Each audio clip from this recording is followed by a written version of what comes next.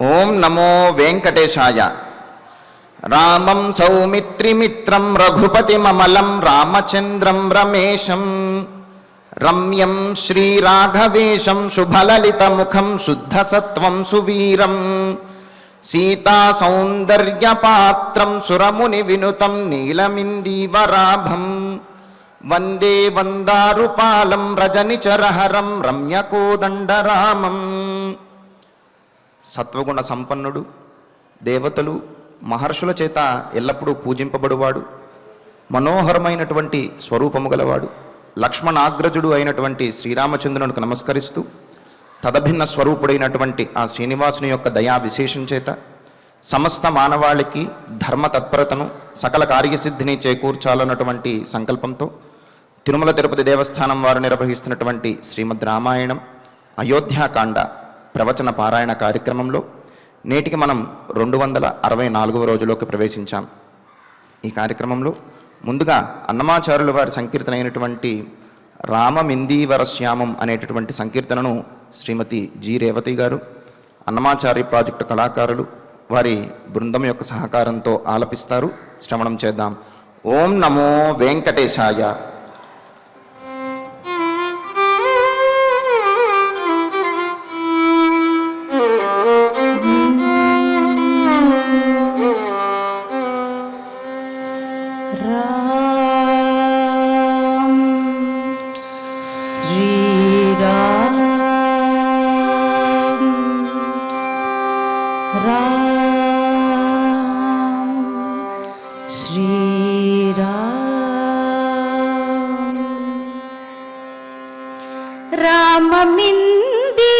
రామమిందీవరశ్యామం రామమిందీవరశ్యామం పరాత్పరధామం సురసారభూమం భజే రామమిందీవరశ్యామం పరాత్పరధామం సురసారభూమం భజే రామమిందీవరశ్యామం పరాత్పరధామం సురసారభూమం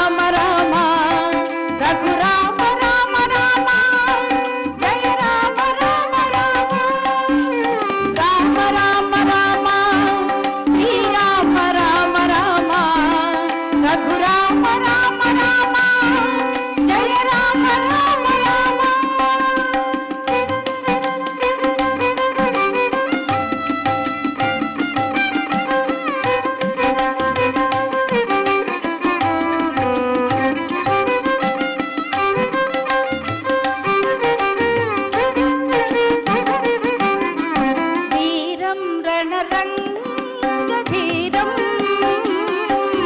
सारधर्मकुलोद्धारं वीरं रणरङ्गधीरं सारधर्मकुलोद्धारं क्रूरदानव संहारं क्रूरदानव संहारं सूरचालधर सुगुणोद्धारं क्रूरदानव संहारं सूरचालधर सुगुणोद्धारं राममिन्दीवरश्यामं परात्परधामं सुरसारभौमं भजे राममिन्दीवरश्यामं परात्परधामं सुरसारभौमं भजे राम राम राम श्रीराम राम राम रघुराम राम राम जय राम राम राम राम राम राम श्रीराम राम राम जय राम राम राम रघुराम राम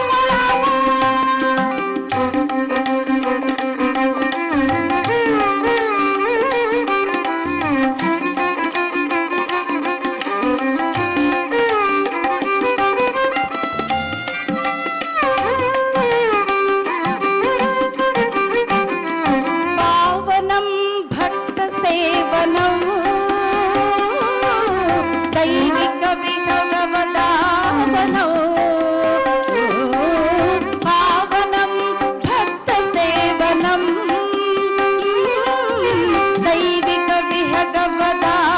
दैविकविहगवदावनं रावणानुज सञ्जीवनं रावणानुज सञ्जीवनं श्रीवेङ्कटपरिचित भावनं रावणानुज सञ्जीवनं श्रीवेङ्कटपरिचित भावनं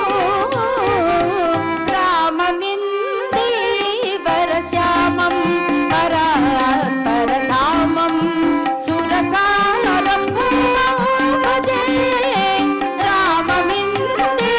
राममिन्दीवरश्यामं परात्परधामं सुरसारभौमं भजे राम राम राम श्रीराम राम राम रघुराम राम राम जय राम राम राम राम राम राम श्रीराम राम राम जय राम राम राम रघुराम राम राम जय राम राम राम रघुराम राम राम जय राम राम राम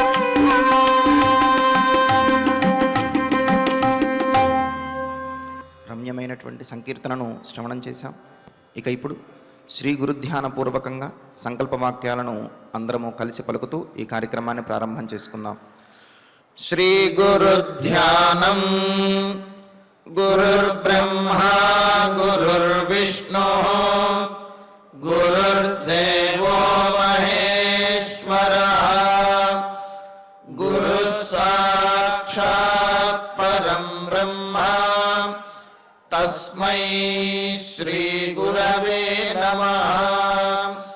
శ్రీనివాస ధ్యానం శ్రీవేంకటాద్రినిలయః కమలాకాముకః పుమాన్ అభంగురవిభూతిర్నః తరంగయతు మంగళం.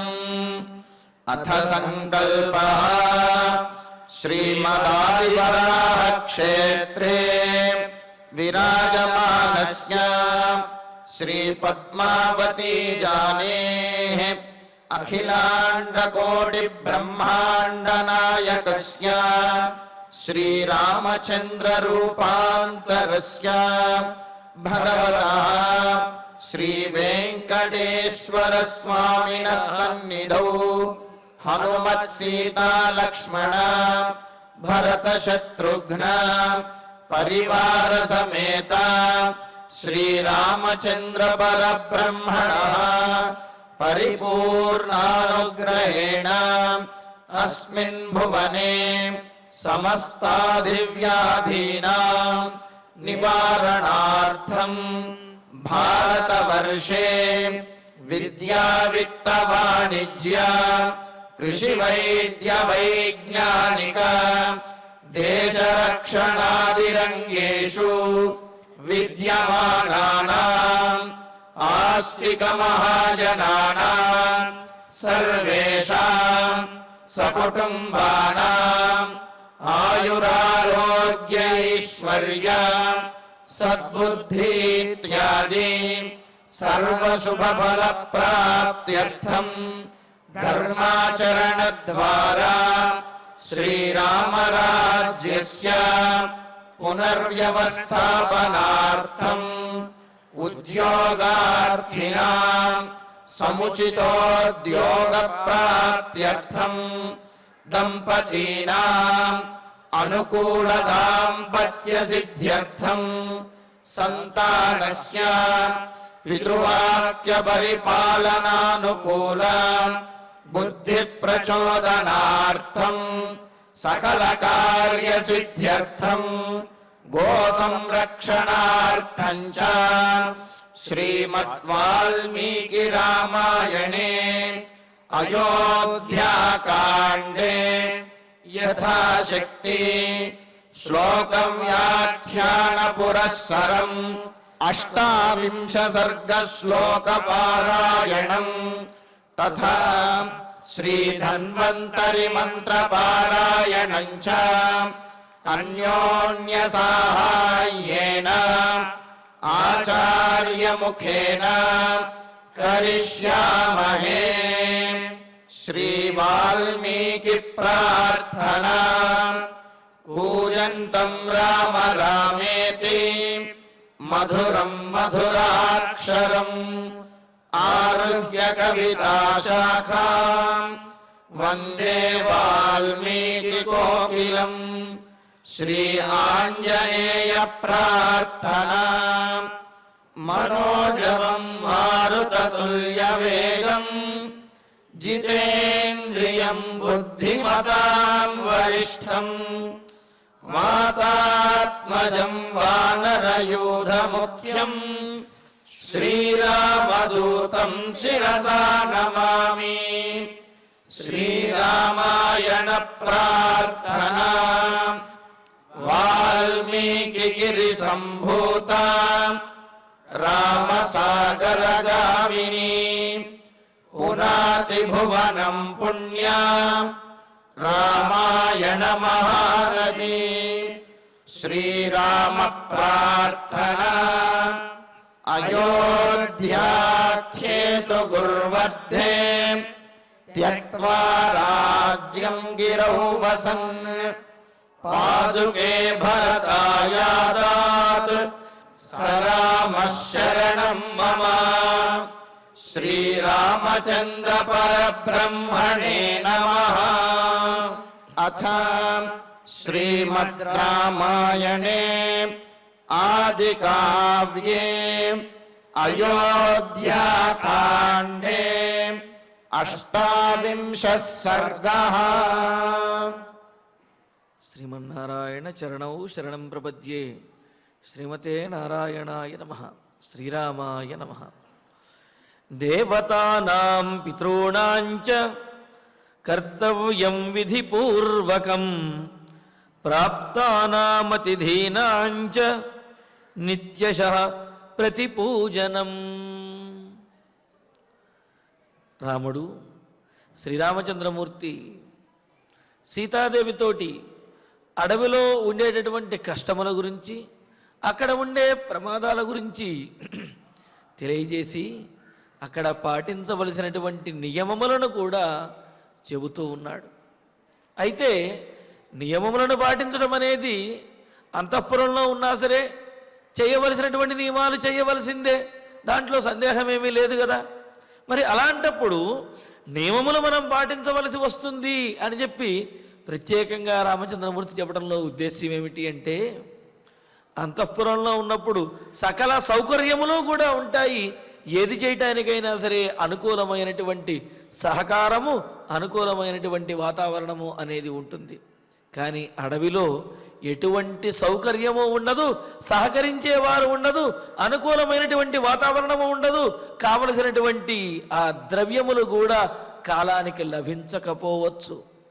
మరి అటువంటి సందర్భంలో నియమములను పాటించడం ఎంత కష్టతరం. పైగా అక్కడ తప్పనిసరిగా నియమములు పాటించాలి అని మనకు స్మృతి గ్రంథములు తెలియజేస్తూ ఉన్నాయి.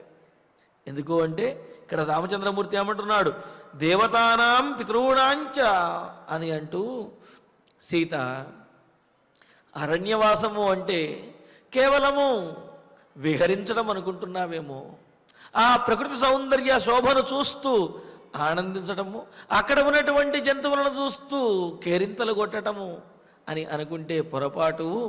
వానప్రస్థునికి అనేకమైనటువంటి ధర్మాలు తెలియజేయబడ్డాయి, వాటిని పాటించాలి అని చెప్పి.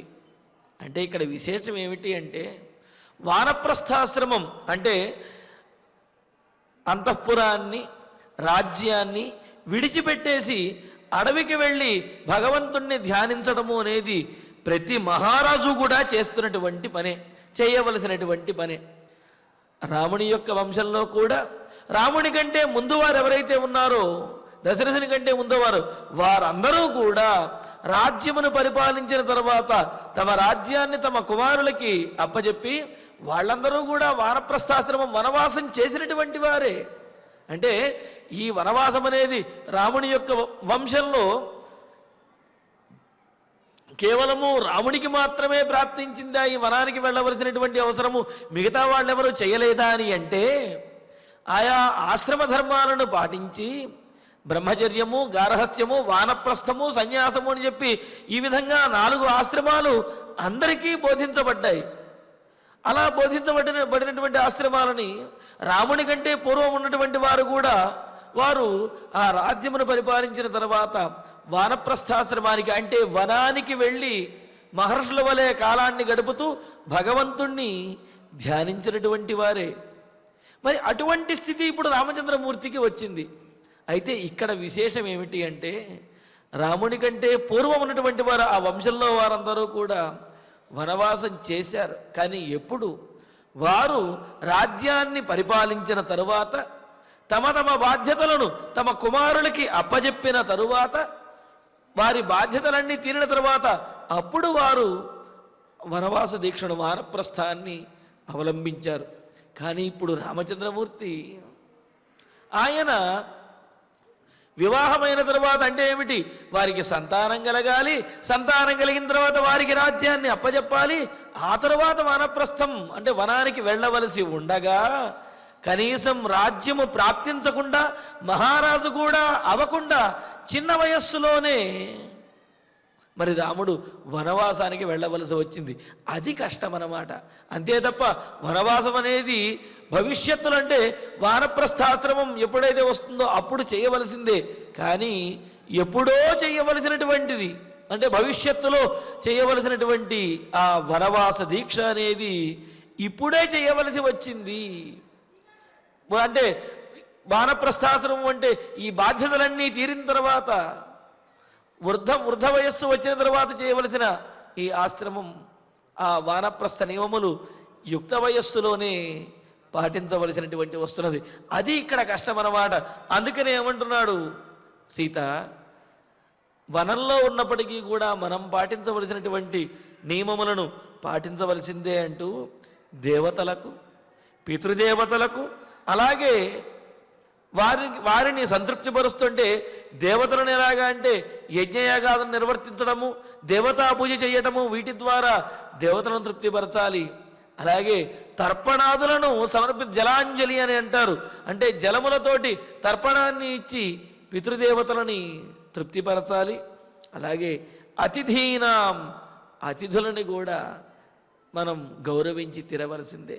అయితే ఈ తర్పణములు అనేవి దేవర్షి పితృతర్పణములు అని చెప్పి స్నానము చేసిన వెంటనే, స్నానమైన తర్వాత దేవతలకు, ఋషులకు, పితృదేవతలకు కూడా జలాంజలి అంటారు. అంటే ఆ జలములను సమర్పించేటటువంటి పద్ధతి అన్నమాట.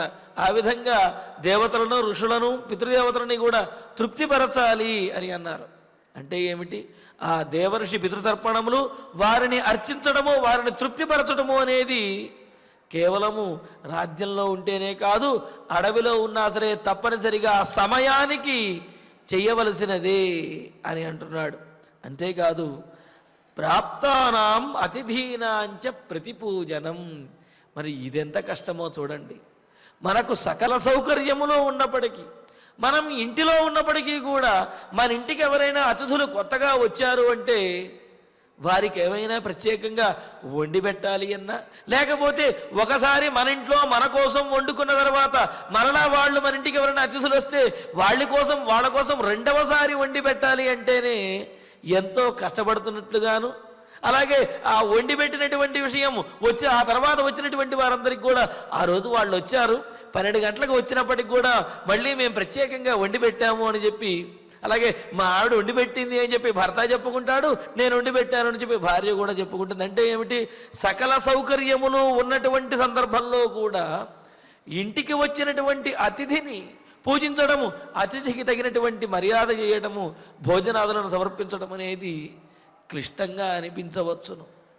కానీ గృహస్థుని యొక్క ధర్మం అతిథి పూజ తప్పనిసరిగా చేయవలసినది అని చెప్పి అన్నారు. ఎందుకంటే పంచమహాయజ్ఞాల్లో అధ్యాపనం బ్రహ్మయజ్ఞ, పితృయజ్ఞస్తు తర్పణం, హోమో దైవో బలిర్భూతో నృయజ్ఞో అతిథి పూజనం అని చెప్పినట్లుగా ఈ అతిథి పూజనం అనేది తప్పనిసరిగా చెయ్యవలసినదే. మరి అలా చెయ్యాలి అంటే అడవిలో సౌకర్యాలు ఏమైనా ఉంటాయా? ఉండవు కదా. అయినప్పటికీ కూడా నియమాన్ని పాటించి తప్పనిసరిగా చెయ్యాలి, లేకపోతే నియమభంగం, వ్రతభంగం అవుతుంది. ఆచరించినటువంటి ప్రత్యవయం దోషం అనేది వస్తుందన్నమాట.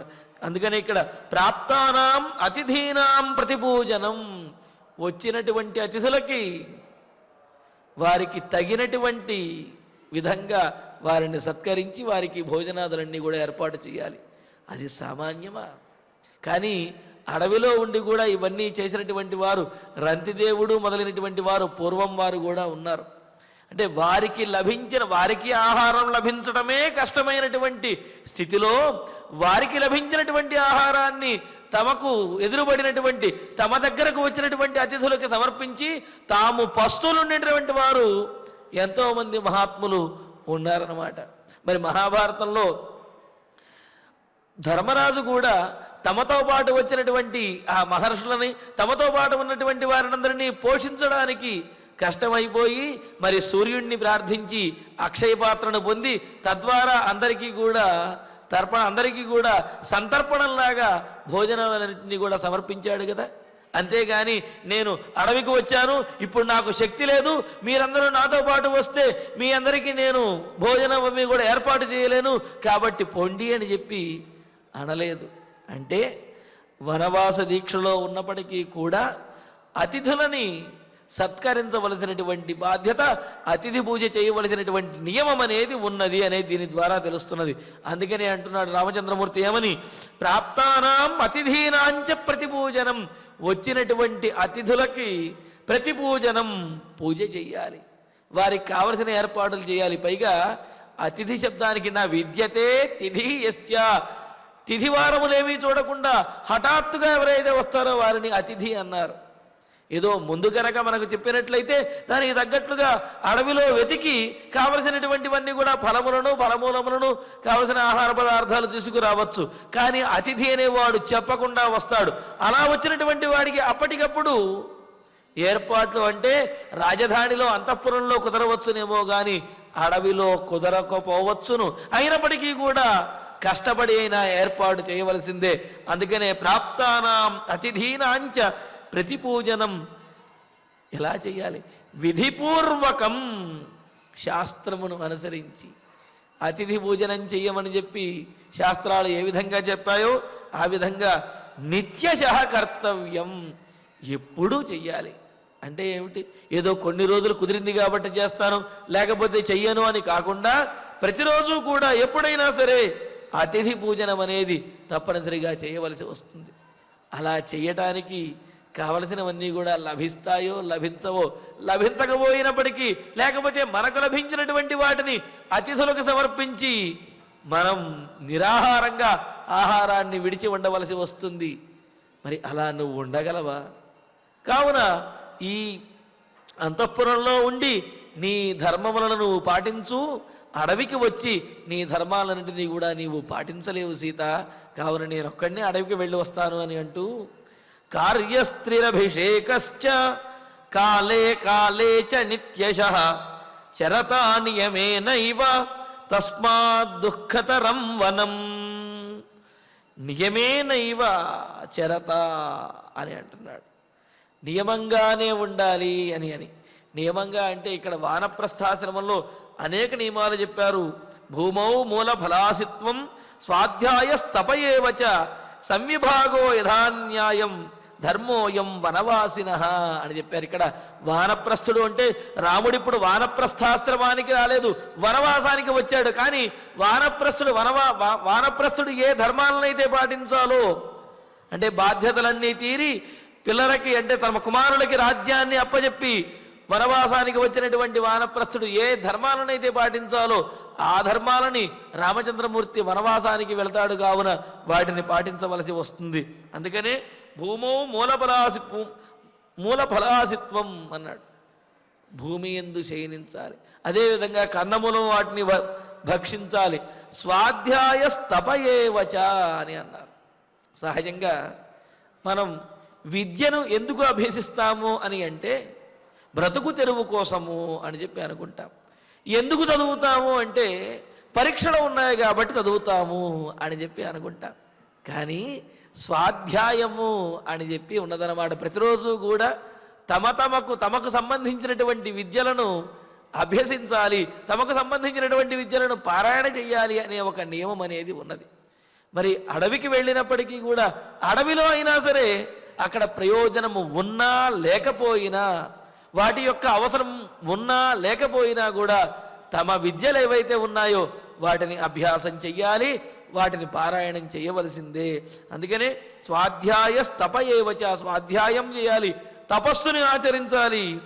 సంవిభాగో యథాన్యాయం ధర్మోయం వనవాసిన, వాటిని కూడా ఏ కాలంలో వేటిని ఆచరించాలి అనేటువంటి విభాగాన్ని చేసుకుని, టైం టేబుల్ అంటాం కదా, అలా విభాగం చేసుకుని ఆయా కాలములలో వాటిని తప్పనిసరిగా ఆచరించాలి.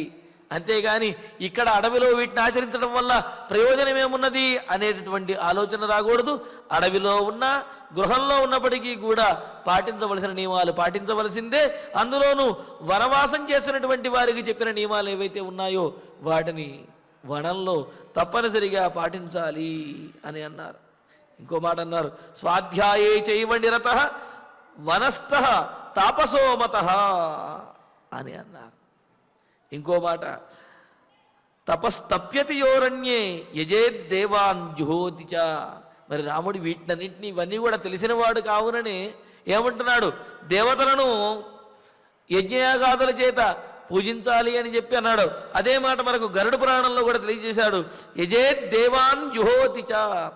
దేవతలను యజ్ఞయాగాదుల చేత పూజల చేత కూడా వారిని తృప్తిపరచాలి, వారిని పూజించాలి అని చెప్పి స్వాధ్యాయం ఏదైతే ఉందో దానిని తప్పనిసరిగా అధ్యయనం చెయ్యాలి అని ఇలాగా అనేకమైనటువంటి నియమాలు మనకు యాజ్ఞవల్క్య స్మృతిలోను, గరుడ పురాణంలోను, వామన పురాణంలోను ఇలాగా అనేకమైనటువంటి నియమాలు తెలియజేశాడు. మరి ఆ నియమములన్నింటినీ కూడా పాటిస్తూ క్లిష్టమైనటువంటి వనవాసం చేయటం అనేది చాలా ఇబ్బందికరం కదా. అందుకనే రామచంద్రమూర్తి సీతాదేవికి చెబుతున్నాడు ఏమని, అలా కష్టతరమైనటువంటిది ఆచరించడం నేనంటే నాకు తప్పదు కాబట్టి నేను చేయాలి, నీవు ఆచరించవలసిన అవసరం లేదు, కావున నీవు ఇక్కడే అయోధ్యానగరంలో ఉండి ధర్మాన్ని పాటించమని అంటూ కార్యః త్రిరభిషేకశ్చ కాలే కాలే చ నిత్యశః చరతా నియమేనైవ తస్మాత్ దుఃఖతరం వనం అని అన్నాడు. ఇలా ప్రతిరోజు కూడా 3 పూట్ల స్నానం చేయవలసిందే. అభిషేక అని అన్నారు, స్నానం చెయ్యాలి అని. కాలే కాలే స్నానం అంటే ఏదో సమయానుకూలంగానో అక్కడ సందర్భానుకూలంగా ఒక పూట స్నానం చేస్తే సరిపోతుంది అనుకోవడం. కాలే కాలే ఏ ఏ కాలములలో చెయ్యాలో అలా 3 పూటలా కూడా స్నానం చెయ్యాలి. పైగా అడవిలో ఏమైనా వేడి నీళ్ళు లభిస్తాయా? లభించవు కదా. అక్కడ ఏమైనా శుద్ధమైనటువంటి జలం కుదురుతుందా? కుదరవచ్చు, కుదరకపోవచ్చు. అయినప్పటికీ కూడా చెయ్యాలి. పైగా అది ఒకరోజు కాదు, నిత్యశః ఎల్లప్పుడూ ప్రతిరోజు కూడా ఈ విధంగా 3 పూట్ల స్నానం చేస్తూ ఆ చల్లనైనటువంటి ప్రదేశాల్లో చన్నీటితో స్నానం చేస్తూ నియమములను పాటించాలి. అది నేనే కాదు, నాతో పాటు వచ్చినట్లయితే నీవు కూడా చేయవలసి వస్తుంది. తస్మాత్ దుఃఖతరం వనం. అందువల్ల వనవాసం చేయటం అనేది చాలా కష్టము అని అన్నారు. పైగా వనవాసికి ఈ 3 పూట్ల స్నానం చేయటం అనేది తప్పనిసరి అనే విషయం మనకు గరుడ పురాణంలో తెలియజేశారు. అందుకనే ఇక్కడ ప్రాతకాలము, మాధ్యాహ్న కాలము, సాయంకాలము అని 3 పూట్ల చేసే స్నానాన్ని త్రిషవణ స్నానము అని అన్నారు. ఈ త్రిషవణ స్నానం అనేది వనవాసికి తప్పనిసరిగా చేయవలసింది అన్నారు. అందువల్ల కష్టము వనవాసము అని చెబుతూ ఉపహారశ్చ కర్తవ్య కుసుమై స్వయమాహృతై ఆర్షేణ విధినా వేద్యాం బాలే దుఃఖమతో వనం. సీతాదేవిని ఇక్కడ బాలే అని సంబోధిస్తున్నాడు. అంటే బాల చిన్నదానా, ఏమీ తెలియనటువంటి దానా అని. అంటే బాలశబ్దానికి బాలో అజ్ఞే అని చెప్పి అన్నారు నిఘంటువులలో. అంటే తెలిసి తెలియనటువంటి వారిని బాలురు అని చెప్పి పిలవచ్చుట. ఇక్కడ బాలే అనడంలో ఉద్దేశం ఏమిటంటే వనవాసంలో ఉన్నటువంటి కష్టములు ఏవైతే ఉన్నాయో అవేమీ తెలియనటువంటి సీత స్వయం ఆహృతై కుసుమై, స్వయంగా తమంతట తాముగా తెచ్చినటువంటి పూలతోటి అర్చించాలి అని. అంటే దేవతలను అర్చించాలి అంటే దాన్నేముంది స్వామి, పూలు ఎవరో ఒకళ్ళు తీసుకువస్తారు, ఆ తెచ్చినటువంటి పూలతోటి మనం పూజ చేద్దాము అని అనుకుంటున్నావేమో సీత. అంతఃపురంలోనైతే నీకు ఉన్నటువంటి పరిచారికలు వీళ్ళందరూ కూడా పూలు తీసుకొని వస్తే పూజకు కావలసినటువంటి సామగ్రులన్నీ కూడా ఏర్పాటు చేస్తే ఆ సమయానికి వచ్చి నువ్వు ఆరాధన, పూజ వీటిని చేస్తావు. కానీ అడవిలో అలా కాదు. వనవాసం చేసేవారికి చెప్పినటువంటి నియమం స్వయం ఆహృతై, స్వయంగా తమంతట తాముగా తీసుకువచ్చినటువంటి కోసుకు వచ్చినటువంటి పూలతోటి అర్చించాలి అని చెప్పి అన్నారు. ఇక్కడ పూలతోటి అర్చించడము, అందులో కూడా తమంతట తాముగా తీసుకువచ్చినటువంటి పూలతో అర్చించడంలో కూడా విశేషం అనేది ఉన్నది. దాని గురించి కూడా మనం చెప్పుకుందాము. ఈ విధంగా స్వయం ఆహృతై కుసుమై వేద్యాం ఆర్షేణ విధిన, వేదిక యందు ఒక చిన్న వేదికను ఏర్పాటు చేసి దాని మీద ఆర్షేణ విధిన మహర్షులు ఏ విధంగా అయితే నిర్దేశించారో, నియమములను పాటిస్తూ పూజ చేయాలని చెప్పారో ఆ విధంగా పూజను ఆచరించాలి. అంతేకాదు వేద్యాం ఆర్షేణ విధిన ఉపహార, వేదికను ఏర్పాటు చేసి అంటే హోమకుండములను ఏర్పాటు చేసి నేను కూడా అక్కడ అర్చించాలి, అక్కడ హోమములను చెయ్యాలి, అగ్నిహోత్రుణ్ణి ఉపాసన చెయ్యాలి. ఇవన్నీ కూడా మనకు అందించడానికి, ఈ వస్తువులను సమకూర్చడానికి అడవిలో ఎవరు మనకు పరిచారకులు ఎవరు ఉండరు. మనమే వీటిని ఏర్పాటు చేసుకోవాలి. నీవు చేయవలసినటువంటి వాటికి స్వయంగా నీవే అలా ఆ పుష్పములను వాటిని కూడా సమకూర్చుకోవలసి వస్తుంది. కావున మనకు సహకరించే వాళ్ళు ఎవరు కూడా అడవిలో ఉండరు. మనకు కావలసినటువంటి వస్తువులన్నీ కూడా సమయానికి లభించవు. అయినప్పటికీ కూడా నియమములను పాటించాలి. అతః వనం దుఃఖం, కావున వనవాసం చేయటము అంటే సామాన్యం కాదు, ఎంతో దుఃఖకరమైనటువంటివి అని చెప్పి అన్నారు. ఇక్కడ మరి పూజ చేయటంలో స్వయంగా తెచ్చినటువంటి పూలతోటి పూజ చేయాలి అని రామచంద్రమూర్తి చెప్పడంలో ఉద్దేశం ఏమిటి అంటే అలా పూజ చేసినట్లయితేనే పరిపూర్ణమైనటువంటి ఫలం అనేది లభిస్తుంది అని అన్నారు. అలా కాకుండా ఇతరులు తెచ్చినటువంటి పూలతో కనుక పూజ చేసినట్లయితే వీరు చేసినటువంటి పూజలో ఉన్నటువంటి సగము ఫలము ఆ పూలు తెచ్చినటువంటి వారికి కూడా చెందుతుంది అని అన్నారు. అందుకనే దేవాలయంలో కనుక పూజ జరుగుతూ ఉంటే ఆ ఊళ్ళో వాళ్ళందరూ కూడా పూలు తీసుకువెళ్ళి ఇవ్వడానికి కారణం ఏమిటి అంటే ఆ దేవాలయంలో జరిగేటటువంటి పూజలో ఆ ఫలం ఏదైతే ఉందో పూజా ఫలము తమకు కూడా దక్కాలి అనే ఉద్దేశంతో. అలాగే ఎవరింట్లో అయినా సరే పూజ జరుగుతూ ఉంటే సత్యనారాయణ వ్రతం ఏదైనా జరుగుతూ ఉంటే ఈ పుష్పములు ఫలములు అదేవిధంగా కొబ్బరికాయలు వీటినన్నింటినీ తీసుకువెళతారు కదా, దాని ఉద్దేశ్యము కూడా ఆ వ్రతము యొక్క ఫలము తమకి కూడా దక్కాలి అనే ఉద్దేశంతో చేస్తారు.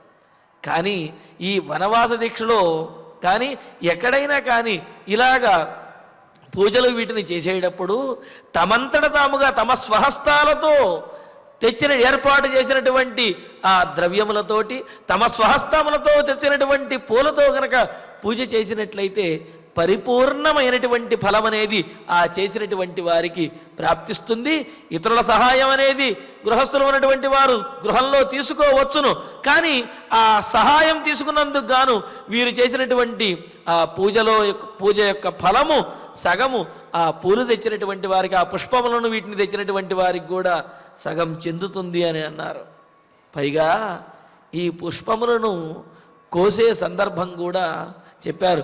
రాత్రిపూట పుష్పములను కానీ తులసి దళాలను కానీ వీటిని కూడా కొయ్యకూడదు అని చెప్పి, చెట్లను తాకకూడదు అని చెప్పి మనకు కూడా కొన్ని నియమాలు చెప్పారు.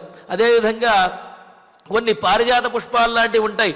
ఆ పారిజాత పుష్పాలని చెట్టు మీద నుంచే కోసుకోకూడదు.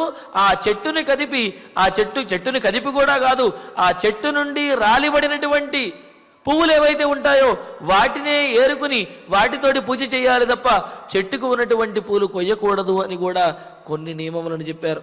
అందులో కొన్ని చోట్లయితే ఆ పుష్పములను కోసేటప్పుడు తులసి దళాలను కోసేటప్పుడు మంత్రములు కూడా చెప్పారు. ఆ మంత్రాలను ఉచ్చరించి ఆయా కాల నియమములను పాటిస్తూ వాటిని గ్రహించాలి, అటువంటి వాటితోటి పూజ చేయాలి అన్నారు. ఉదాహరణకి మనం మహావిష్ణువుని అర్చించడానికి తులసి దళాలను కోస్తాం ఆ తులసి చెట్టు నుండి. ఆ సందర్భంలో ఆ తులసి దళాలు కోసేటటువంటి సందర్భంలో తులసి అమృత జన్మాసి సదాత్వం కేశవప్రియే కేశవార్థం లునామిత్వాం వరదాభవ శోభనే. అమ్మా తులసీమాత, నీవు సకల వరములను కూడా ఇచ్చేటటువంటి దానివి.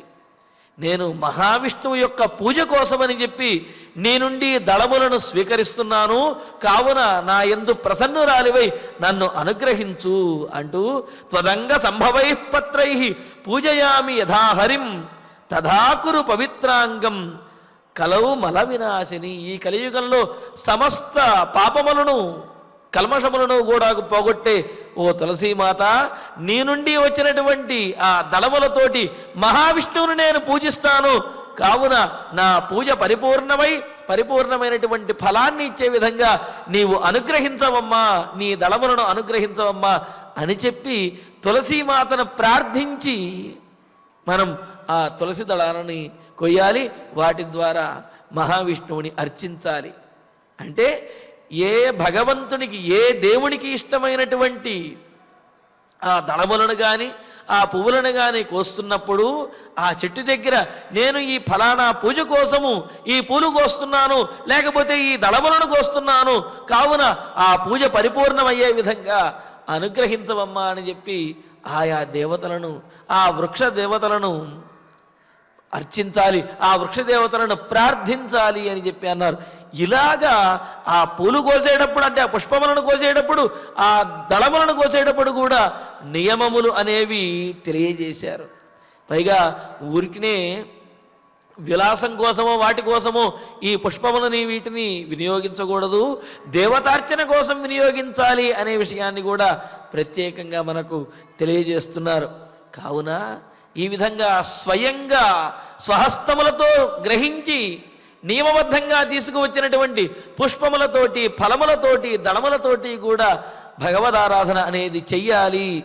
అది వనవాసంలో చాలా కష్టతరం అవుతుంది సీత, అందుకనే వనవాసం కష్టమని చెబుతున్నాను అని అంటూ యథాలబ్ధేన సంతోష కర్తవ్యస్తేన మైథిలి యథాహారై వనచరై నిత్యం దుఃఖమతో వనం. మైథిలి సీత అంటే మిథిలా నగరంలో ఆ అంతఃపురంలో చిన్నప్పటి నుండి కూడా ఎండ ఎరగకుండా పెరిగినటువంటి రాజకుమార్తె అయినటువంటి సీత యథాహారై నియమమైనటువంటి ఆహారంతో ఉండాలి. అంతేగాని దొరికింది పెద్ద కూడా తింటూ ఉండకూడదు. నియమబద్ధమైనటువంటి ఆహారాన్ని తీసుకోవాలి. వనచరై వనవాసం చేసినటువంటి వారికి చెప్పిన నియమాలతోటి యథా లబ్ధేన తేన సంతోష కర్తవ్య, దొరికినటువంటి దానితోటే సంతృప్తి చెందుతూ ఆనందంగా ఆ ఆహారాన్ని స్వీకరించాలి. అంటే కావలసినంత దొరక్కపోయినా, కావలసినది దొరక్కపోయినప్పటికీ కూడా దొరికిన దానినే ఆనందంగా స్వీకరించి దానితోటే ఎంత నిండితే అంత కడుపు నింపుకుని జీవించవలసి వస్తుంది. కర్తవ్య అత నిత్యం వనం దుఃఖం. అందుకనే వనవాసం చెయ్యటము అంటే దుఃఖము, చాలా కష్టము అని చెప్పి అన్నారు. పైగా ఆ వనవాసంలో రేపటి కోసం ఏర్పాటు చేసుకోవాలి అనే పద్ధతి అనేది ఉండదన్నమాట. అంటే ఏమిటి, ఎక్కడైతే ఫలములు దొరుకుతాయో అక్కడ ఉంటూ, అలాగే ఇంకొక తోటకి వెళ్ళవలసి వస్తే కనుక ఓహో ఈ రోజుకి ఈ ఫలములు రేపటి కోసం అని చెప్పి ఇంకో ఫలములు అని చెప్పి ఓ పెద్ద మూట కట్టుకుని ఆ ఫలాన్ని భుజానేసుకుని వెళ్ళడానికి వీలు లేదు. ఏ రోజు ఏ పూట కావలసినటువంటి ఆహారాన్ని ఆ రోజు ఆ పూట మాత్రమే స్వీకరిస్తూ తర్వాత రోజు కోసం అని చెప్పి దాచుకోకుండా ఉండాలి అని అన్నారు. అందుకని అటువంటి వారిని సద్య ప్రక్షాళకులు అని అంటారు. అంటే ఎప్పుడు దొరికినటువంటి ఏ రోజు దొరికినటువంటి ఆహారాన్ని ఆ రోజే గ్రహిస్తూ ఆ తరువాత రోజు కోసం నిలవ ఉంచకుండా ఉండేటటువంటి వారిని సద్య ప్రక్షాళకులు అని అంటారు. ఇది వనవాసంలో చేయవలసినటువంటి నియమం. అంతేగాని ఆహారం దొరికినప్పుడు కొంత తిని కొంత మూట కట్టుకుని తర్వాత రోజుకి ఆ తర్వాత రోజుకి అని చెప్పి నిలువ ఉంచకూడదు. అది వనవాసం చేసే వారి యొక్క నియమము కాదు, అది నియమ విరుద్ధం అవుతుంది. కావున ఏది దొరికితే ఆ రోజు కడుపు నింపుకుని, దొరకని నాడు పస్తులు ఉండవలసి వస్తుంది తప్ప దాచుకుని తినేటటువంటి అవకాశం అనేది వనవాసంలో ఉండదు సీత. కావున వనవాసం అనేది కష్టతరము అని అంటూ అతీవ వాతాస్తిమిరం బుభుక్షాచాత్ర నిత్యశః భయాన్ని చ మహాంత్యత్ర తతో దుఃఖతరం వనం. అంతేకాదు, ఇంతకు ముందు నువ్వు అన్నావు ఆ సెలయేరుల మీద నుంచి వచ్చేటటువంటి కొండగాలిని, చల్లనైనటువంటి పిల్లగాలిని, వీటిని ఆస్వాదిస్తూ ఆనందంగా గడపవచ్చు అనుకుంటున్నావేమో. ఆ అడవిలో ఇవే కాదు, అత్ర వనవాసంలో వాతాహ అతీవ, గాలులు, ఈదురుగాలులు చాలా భయంకరంగా వీస్తూ ఉంటాయి. చల్లగా గాలి మెల్లగా వీస్తే బాగుంటుంది, కానీ చలిగాలి గట్టిగా వచ్చింది అంటే, చెట్లు ఊగిపోయేంతగా వచ్చిందంటే దాన్ని భరించలేరు కదా. అందుకని ఏమంటున్నాడు ఇక్కడ, వాతాహ గాలులు అతీవ చాలా తీవ్రంగా వస్తాయి. తిమిరం అతీవ, మరి చీకటి కూడా ఎలా ఉంటుంది, నగరాల్లో ఉన్నట్లుగా ఉండదు. అతీవ, కన్ను పొడుచుకున్నా కనపడనంతగా చీకటి వస్తుంది అన్నాడు. అంటే కన్ను పొడుచుకుంటే ఇటు కనపడదు కదండి అనుకోవచ్చేమో. అంటే సహజంగా మన నేత్రములకి ఒకానొక లక్షణం అనేది ఉన్న దానినే అసంకల్పిత ప్రతీకార చర్య అంటారు. కంట్లో ఏదైనా పడబోతూ ఉంటే, కంటికి ఏదైనా గుచ్చుకోబోతూ ఉంటే మన కనురెప్ప అప్రయత్నంగానే కంటిని కాపాడడానికి మూతపడుతూ ఉంటుంది. కన్నుని పక్కకి లాగినట్లుగా మన శరీరం చేస్తుంది. అంటే ఏమిటి, అసంకల్పితంగా మనం సంకల్పించుకోకపోయినా ఆ చర్య అనేది జరుగుతుంది. కానీ కన్ను పొడుచుకున్నా కనపడనటువంటి చీకటి అంటే, కంట్లో పొడుచుకునే స్థితి వచ్చినప్పటికీ కూడా కన్ను ఆ స్పర్శను కానీ లేకపోతే ఆ ఉనికిని గమనించలేదు. తద్వారా కన్ను తనను తాను రక్షించుకోలేదన్నమాట. అంతటి చీకటి అంటే చిమ్మ చీకటి, కారు చీకటి అంటారు కదా, అంతటి చీకటి అనేది అడవిలో ఉంటుంది. ఏమాత్రము కూడా వెలుతురు అనేది ఉండదు. మరి వెన్నెల ఉంటుంది కదా అంటే, ఆ వెన్నెలని చెట్లు అడ్డుకుంటాయి. కావున ఆ భూమి మీద వెలుతురు అనేది ఉండదు. చెట్లు లేనటువంటి చోట మాత్రమే రాత్రిపూట కొంత వెన్నెల వల్ల వెలుతురు ఉండవచ్చు. పౌర్ణమి రోజు ఉన్నప్పటికీ మరి అమావాస్య రోజున సాధారణంగానే చీకటిగా ఉంటే అమావాస్య చీకటి ఇంకెంత కఠినంగా ఉంటుంది. అందుకని తిమిరం అతీవ, అక్కడ వచ్చే చీకటి కూడా చాలా క్లిష్టతరంగాను చాలా అంధకారం గాఢాంధకారంగా ఉంటుంది. బుభుక్షాచ అతీవ, అంతేకాదు బుభుక్షాచ ఆకలి కూడా ఆ అడవిలో మనం నడుస్తూ ఉండడం ద్వారా శ్రమ వల్ల అతీవ చాలా ఎక్కువగా ఉంటుంది. ఎందుకు అంటే అంతఃపురంలో ఉన్నప్పుడు కలిగేటటువంటి ఆకలి కంటే కూడా అడవిలో ఉన్నప్పుడు కలిగేటటువంటి ఆకలి ఎక్కువగా ఉంటుంది. ఎందుకంటే అలసిపోతారు, ఆ ప్రకృతిలో విహరిస్తూ తిరుగుతూ ఉంటారు, కావున ఆకలి చాలా ఎక్కువగా ఉంటుంది. అత్ర భయాని మహాంతి, అంతేకాదు భయములు కూడా అపాయములు కూడా చాలా ఎక్కువగా ఉంటాయి.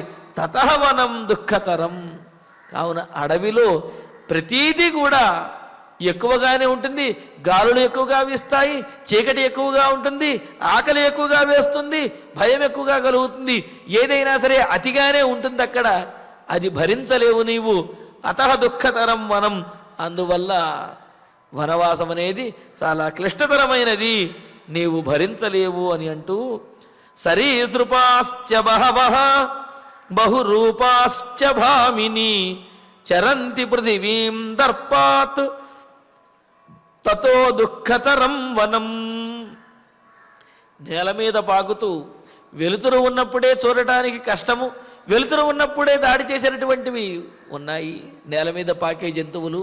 మరి అటువంటివి అడవిలో ఆ చీకటిలో సరీసృపాశ్చ అని అంటూ భామిని, కోపం కలిగినటువంటి దానా, అడవికి తీసుకువెళ్ళను అన్నానని చెప్పి నా మీద కోపగించినటువంటి ఓ సీత, బహురూపాహ అనేకమైనటువంటి రూపములు కలిగిన, మనం గమనించలేనంతగా ఉన్నటువంటివి పెద్ద పెద్దవిగా ఉన్నటువంటివైన సరీసృపాహ, వంకర టింకరగా సరతంటి పాకేటటువంటివైన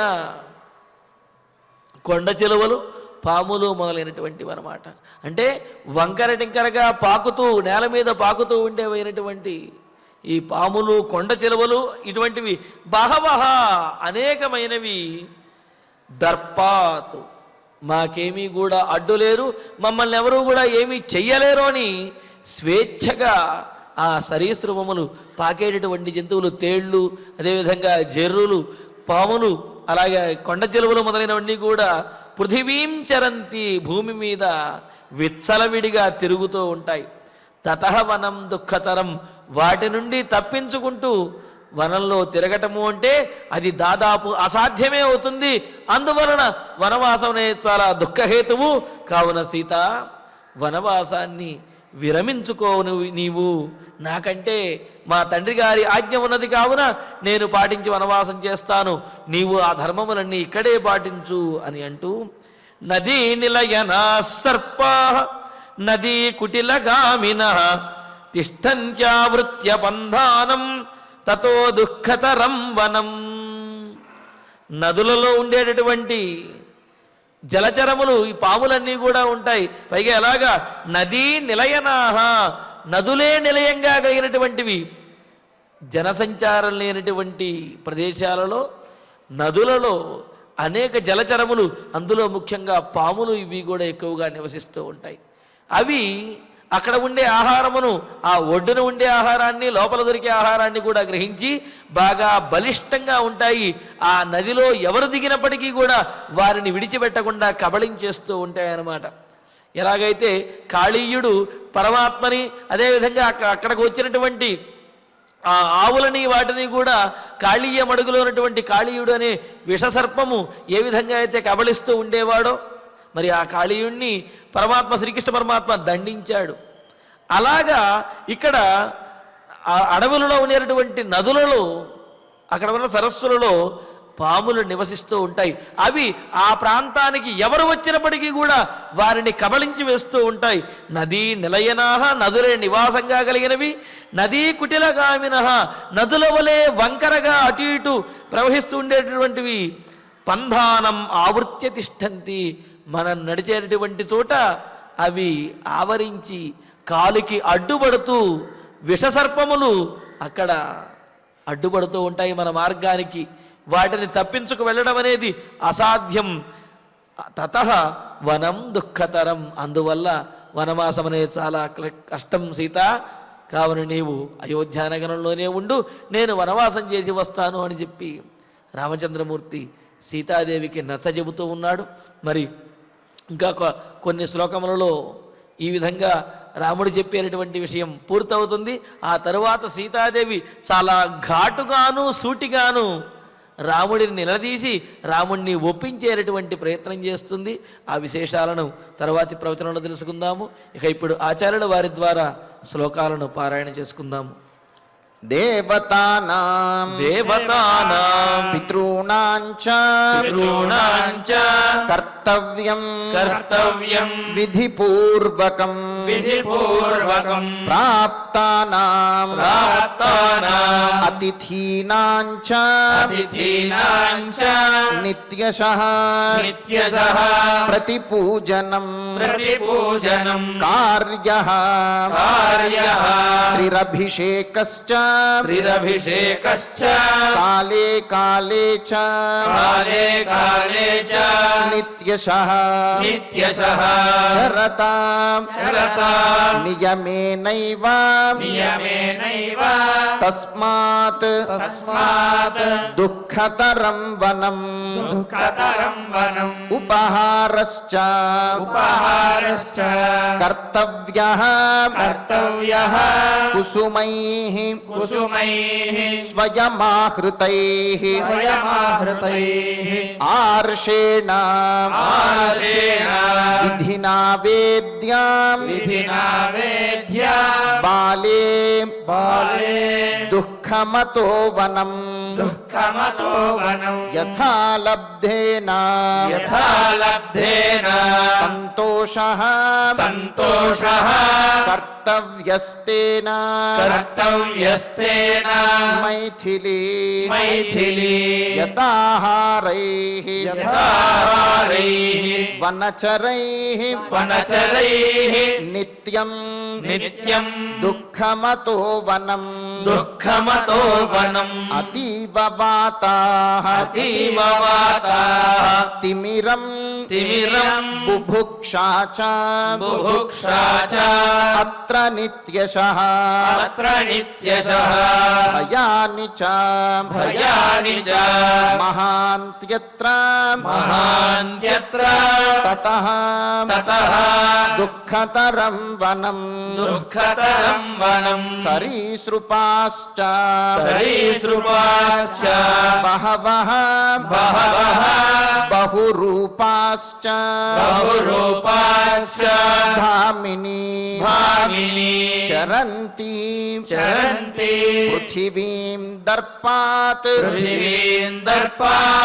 తతః దుఃఖతరం వనం